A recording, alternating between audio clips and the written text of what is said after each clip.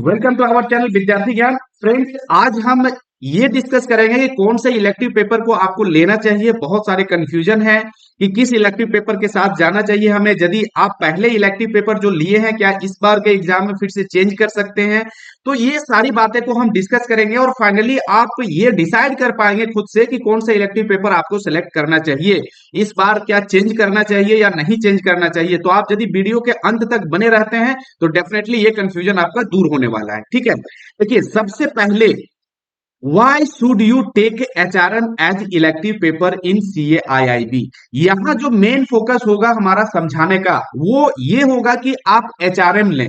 HRM क्यों लें इसके बारे में हम बात करेंगे। हालांकि आप चाहे तो कोई दूसरा इलेक्टिव पेपर भी ले सकते हैं, उसके क्या मेरिट्स डिमेरिट्स है मैं अभी बताने वाला हूं, लेकिन मेरा ये सजेशन रहेगा कि आप HRM लें। अब इसके पीछे क्या कारण है ये वीडियो के अंत तक आपको पता चल जाएगा। देखिए, सबसे पहले यदि हम बात करें कि जो सीआईबी का एग्जाम है उसमें कौन कौन से पेपर पूछे जाते हैं, तो जब बात कंपलसरी पेपर की तो उसमें से आपके पास 4 पेपर कंपलसरी पेपर होते हैं। फर्स्ट पेपर आपका है एडवांस्ड बैंक मैनेजमेंट, जिसे आप एबीएम के नाम से भी जानते हैं। सेकेंड पेपर है आपका बैंक फिनेंशियल मैनेजमेंट, बीएफएम के नाम से जानते हैं। थर्ड पेपर है advanced business and financial management, एबीएफएम। And fourth paper जो कंपलसरी पेपर के रूप में है वो banking regulation and business law, जिसे बीआरबीएल के नाम से आप जानते हैं। ये 4 पेपर कंपलसरी पेपर है, ये आपको रखने ही पड़ते हैं। इसके अलावा आपके पास एक और पेपर होता है जो ये इलेक्टिव पेपर के नाम से जाना जाता है। आपके पास 5 ऑप्शन है, 5 में से कोई एक पेपर को सेलेक्ट करना पड़ता है जब आप रजिस्ट्रेशन करवाते हैं उस समय, कि कौन सा पेपर आप इलेक्टिव पेपर के रूप में रखना चाहते हैं। तो आपके पास ऑप्शंस क्या क्या हैं? रूरल बैंकिंग है, ह्यूमन रिसोर्स मैनेजमेंट एचआरएम है, रिस्क मैनेजमेंट है, सेंट्रल बैंकिंग है, information technology and digital banking. ये 5 ऑप्शंस आपके पास होते हैं जिसमें से एक आपको रखना होता है। पहले रिटेल बैंकिंग हुआ करता था जो अब हटा दिया गया है।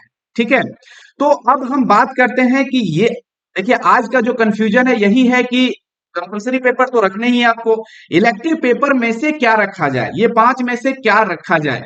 अभी मैं बता रहा हूं आपको एचआरएम का मेरिट क्या है, क्यों इसे रखना चाहिए। बाकी मैं बाकी चीजों के बारे में बताऊंगा कि क्या उसमें कमी है और क्या आपके लिए अच्छाई है। ठीक है, तो देखिए वाई एचआरएम, एचआरएम क्यों रखना चाहिए आपको, इसके बारे में आज समझिए। देखिए, you cover a complete module A of ABFM as the management process। यदि ABFM की बुक आपने देखी होगी तो उसमें जो फर्स्ट मॉड्यूल आपका है वो है द मैनेजमेंट प्रोसेस करके। ठीक है, और उस मैनेजमेंट प्रोसेस में जो पढ़ना है कंप्लीट मॉड्यूल में से, मॉड्यूल ए में फर्स्ट चैप्टर है आपका बेसिक ऑफ मैनेजमेंट, सेकेंड है प्लानिंग, थर्ड है ऑर्गेनाइजिंग, फोर्थ आपका है स्टाफिंग, फिफ्थ है डायरेक्टिंग एंड सिक्स चैप्टर है कंट्रोलिंग। ये जो सारे टॉपिक हैं ये सारे टॉपिक एचआरएम के हैं। ये किसके हैं? एचआरएम के। ठीक है, तो यदि आप एचआरएम एक इलेक्टिव पेपर के रूप में रखते हैं तो चूंकि एबीएफएम आपका कंपलसरी पेपर है तो कंपलसरी पेपर में मॉड्यूल एक पढ़ना ही है, तो उस केस में एचआरएम में आपको फायदा करेगा जब इलेक्टिव पेपर के रूप में लेते हैं, क्योंकि ये सारी चीजों को कहीं ना कहीं आपको एचआरएम में भी देखने को मिलेगा जो इलेक्टिव पेपर है उसमें। ठीक है, तो एक तो फायदा ये हो गया कि यहाँ पे यदि बात करें टोटल 4 मॉड्यूल है एबीएफएम में, तो 4 मॉड्यूल में से एक मॉड्यूल आपका जो है वो है एचआरएम का जो चैप्टर है वो सारे हैं। तो यहाँ पे आप देखिए कि 25% आप जो एबीएफएम पढ़ रहे हैं उसमें से आपका कहीं ना कहीं एचआरएम पढ़ना पड़ रहा है। ठीक है, तो एक तो फायदा ये हो गया आपके लिए। दूसरी बात करें यदि कि एबीएम की, एबीएम जो आपकी बुक है उसमें से एचआरएम का एक मॉड्यूल ही है। मॉड्यूल बी की बात करें तो बी में पूरा एचआरएम ही पढ़ना है। तो आप कंपलसरी पेपर के रूप में यदि आप एबीएम पढ़ते हैं, ठीक है, एबीएम पढ़ते हैं तो वहां भी आपका मॉड्यूल बी में मिल रहा है जो कंप्लीट एचआरएम ही है एक मॉड्यूल का। इसका मतलब 25% सिलेबस जो एबीएम का है वो आपका कवर करना है एचआरएम से रिलेटेड। फिर जब बात करें एबीएफएम की तो एबीएफएम में भी जो मॉड्यूल ए है आपका, वो आपका कंप्लीट एचआरएम है। ये भी 25% हो गया टोटल बुक का। तो यहाँ भी आपका 25% पढ़ना है एचआरएम के रूप में, ठीक है। क्योंकि ये सारे टॉपिक जो ये सब में है ना, वो एचआरएम में कहीं ना कहीं आपको उससे रिलेट करने को मिलेगा, बहुत सारी चीजें वहां पे मिल जाती है। तो ये तो आपका ये दो जो कंपलसरी पेपर है, वहां आपको एक एक मॉड्यूल दोनों के देखने को मिल जाते हैं, ठीक है, जो एचआरएम में आपको इलेक्टिव पेपर के रूप में हेल्प करेगा, ठीक है। नेक्स्ट यदि बात करें, क्योंकि यदि आप बैंक में काम कर रहे हैं या तो कोई फाइनेंशियल इंस्टीट्यूशंस में काम कर रहे हैं, ठीक है, तो यहाँ पे क्या होता है कि एचआर के जो फंक्शन है, ठीक है, एचआर के जो फंक्शन वो बहुत सारी चीजों को आप जानते हैं। जैसे ट्रेनिंग होती है ना, आपकी क्या है ट्रेनिंग, सबसे पहले रिक्रूटमेंट होता है, कहीं ना कहीं ये प्रोसेस आपको नहीं पता है तो आपका रिक्रूटमेंट हुआ, कुछ तो आइडिया होता है। रिक्रूटमेंट होता है, सिलेक्शन होता है ना, उसके बाद क्या होता है, ट्रेनिंग होती है। ट्रेनिंग के बाद बीच में जब आप काम करने लगते हैं, उसके बाद बीच बीच में ट्रेनिंग होती है, ऑन जॉब ट्रेनिंग होती है, ऑफ जॉब ट्रेनिंग होती है, ठीक है। इवेल्युएशन आपका होता है कि किस प्रकार से काम करते हैं, ठीक है। अप्रेजल आपका किया जाता है। तो आप एचआर के फंक्शन से बहुत ज्यादा फैमिलियर होते हैं, ठीक है। तो यदि और यही चीज पढ़ना होता है एचआरएम में। एचआरएम क्या है, ह्यूमन रिसोर्स मैनेजमेंट, मीन्स आपका जो है स्टाफ से रिलेटेड जो चीजें हैं, वो सारी चीज वहां पे पढ़ना है। तो चूंकि आप एक स्टाफ होते हैं, एक एम्प्लॉय हैं, तो आपको कहीं ना कहीं वो चीज रिलेट करने में फायदा हो जाता है यदि आप एचआरएम लेते हैं इलेक्टिव पेपर के रूप में। तो फ्रेंड्स, यदि बात करें कि आप कि लगभग चीजें जो है सो आप पहले से ही एचआरएम इलेक्टिव पेपर की बात आप छोड़ दें यदि, तो भी आप बहुत ऐसा पार्ट है जो इसका ऑलरेडी कंप्लीट कर लेते हैं यदि इलेक्टिव पेपर में नहीं लेते हैं इसमें फिर भी। दूसरी कंपलसरी पेपर में तो 25% दोनों बुक का आपने देख ही लिया कि एबीएम और एबीएफएम का कंप्लीट हो जाता है आपका ना, एचआर का फंक्शन जो है ये कंप्लीट हो जाता है। तो इस तरह से कहें यदि हम लोग कि 50% जो होता है सिलेबस, वो ऑलरेडी पूरे बुक का आप लगभग कंप्लीट कर चुके होते हैं। यदि नहीं भी लेते हैं एचआरएम फिर भी आपको पढ़ना ही पड़ता है, ठीक है। तो इस तरह से यदि आप देखें तो एचआरएम की क्या बेनिफिट है लेने के लिए, ये आपको समझ में आ गया होगा। लेकिन यदि आपके मन में ये सवाल हो कि सर हमारा तो बैकग्राउंड अलग है ना, स्पेशलाइजेशन कुछ अलग है, फिर भी क्या एचआरएम लेना चाहिए, तो देखिए ये एक चीज मैं बताऊंगा कि यदि कोई दूसरा टेक्निकल बैकग्राउंड आपका है भी, फिर भी आप एचआरएम को ले सकते हैं, क्योंकि इससे आप रिलेट कर पाएंगे। इसमें जरूरी नहीं है कि आपका एचआर बैकग्राउंड हो ही। एक तो है कि कोई भी ले सकता है इस चीज को, ठीक है। दूसरी बात कि किसी का किसी दूसरे चीज में स्पेशलाइजेशन है, तब तो ठीक है दूसरे चीज को लीजिए, और नहीं तो एचआरएम में आप जा सकते हैं। बात करें कि कब लेना चाहिए दूसरे इलेक्टिव पेपर को, देखिए रूरल की बात करें तो इसमें पूछे क्या जाते हैं और किस प्रकार का स्पेशलाइजेशन होना चाहिए। देखिए इसमें आपके गवर्नमेंट गवर्नमेंट स्पॉन्सर्ड स्कीम जो होते हैं वो लगभग पूछे जाते हैं, एग्रीकल्चर से रिलेटेड जो चीजें होती हैं वो पूछी जाती है। तो यदि आप एग्रीकल्चरल बैकग्राउंड के हैं तो आपके लिए ये फायदा कर सकता है, ठीक है, डेफिनेटली फायदा करेगा। एग्रीकल्चरल बैकग्राउंड से है तो फायदा करेगा, क्योंकि बहुत ऐसी चीजें हैं, बहुत सारे फैक्चुअल डेटा है ना, ये सब चीजें आपके लिए आसानी हो जाती है। बहुत सारे टर्म्स हैं रूरल बैंकिंग के, तो यदि आप एग्रीकल्चरल बैकग्राउंड से हैं, यदि उस प्रकार के हैं, तो आपके लिए ये ठीक होगा, ठीक है। दूसरी चीज एचआरएम की तो बात हमने कर ली। अब देखते हैं रिस्क मैनेजमेंट। रिस्क मैनेजमेंट किसके लिए होना चाहिए और किस प्रकार का पेपर है। रिस्क मैनेजमेंट में बहुत सारी चीजें आपको न्यूमेरिकल के रूप में देखना पड़ेगा, एग्जाम में न्यूमेरिकल से कुछ आते हैं इससे, ठीक है। तो एक तो है कि यदि आपने ट्रेजरी डिपार्टमेंट वगैरह में काम किया है तो आपके लिए ठीक है। हालांकि यदि बात करें बीएफएम की, तो बीएफएम में एक मॉड्यूल है जहां पे रिस्क मैनेजमेंट पढ़ना होता है, तो वहां से थोड़ा सा आपको हेल्प हो सकता है, क्योंकि कंपलसरी पेपर है बीएफएम, तो उस प्रकार से वहां पे थोड़ा सा आपको हेल्प मिल जाएगा, क्योंकि वहां पढ़ना ही है आपको रिस्क मैनेजमेंट। लेकिन चूंकि ये न्यूमेरिकल पोर्शन थोड़ा सा होता है इस वजह से, और दूसरी बात थोड़ा सा टफ पेपर माना जाता है, ये सारे में यदि बात करें तो टफ पेपर माना जाता है रिस्क मैनेजमेंट को।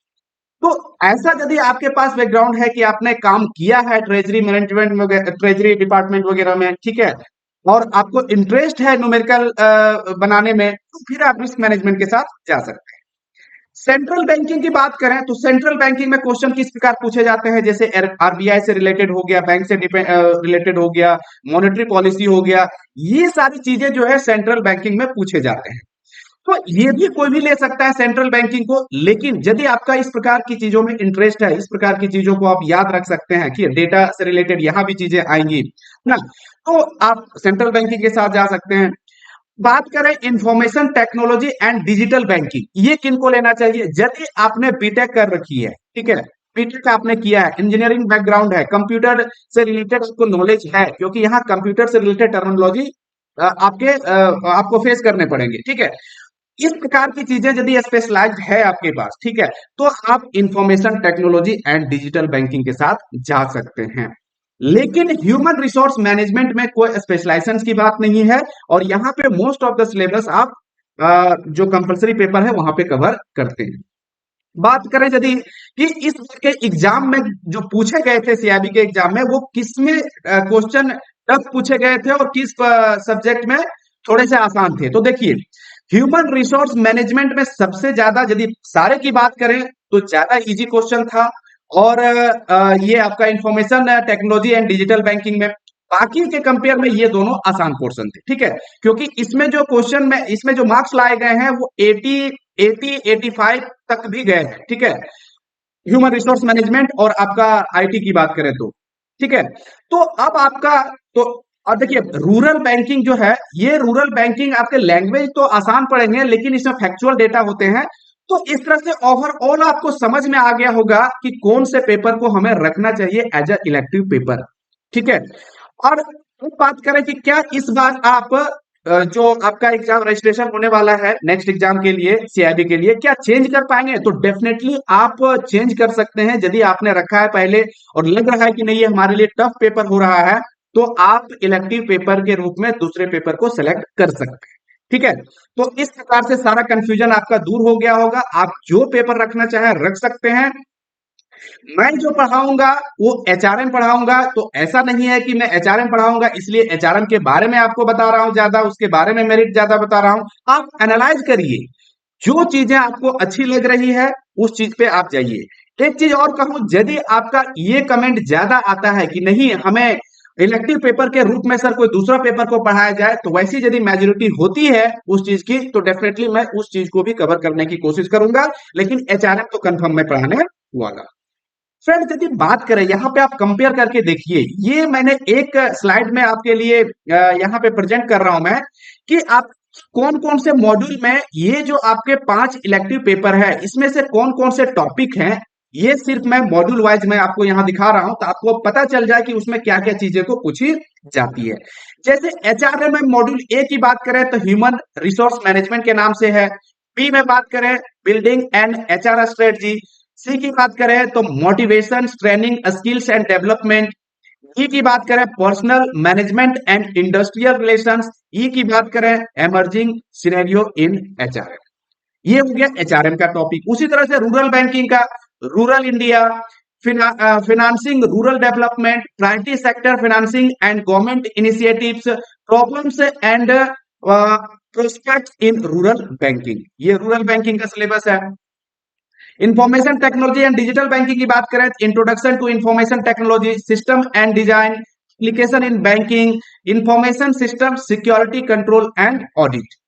सेंट्रल बैंकिंग की बात करें तो आपका है rational functions of central bank, central banking in India, monetary policy and credit policy, supervision and financial stability, non banking financial company and private dealer. Last है आपका रिस्क मैनेजमेंट, इसका क्या टॉपिक है? एंड ओवरव्यू रिस्क मैनेजमेंट के बारे में, credit risk management, operational risk management, market risk और appendix. ये सारा जो है आपका सिलेबस है जो मॉड्यूल वाइज मैंने यहां आपको बता दिया। ये कंप्लीटली आप पे डिपेंड करता है कि कौन से इलेक्टिव पेपर को आप लेना चाहते हैं। यदि आप हमारे साथ जुड़ना चाहते हैं, यदि आपने अभी तक चैनल को सब्सक्राइब नहीं किया है तो सब्सक्राइब कर लीजिए, क्योंकि आपको बता दूं कि एबीएम के मोस्ट ऑफ द जो वीडियो है सारे डले हुए हैं चैनल पे। एबीएफएम अभी हमने शुरू किया है, इसके साथ ही बीएफएम हम शुरू करने वाले हैं और फिर एचआरएम भी शुरू किया जाएगा। तो यहाँ पे यदि आते हैं, और एक चीज और सबसे ज्यादा इंपॉर्टेंट कि यहाँ पे फ्री में आपको यूट्यूब पे कंप्लीटली जो भी वीडियो है वो प्रोवाइड किए जाएंगे, इसके लिए कहीं कोई पैसा आपको देने की जरूरत नहीं है। करना सिर्फ ये है कि जितना ज्यादा हो सके चैनल को आप चैनल को शेयर करिए, वीडियो शेयर करिए, लाइक करिए, ताकि दूसरों तक भी इसकी रीच पहुंच पाए और डेफिनेटली ये फायदा हर कोई उठा पाए।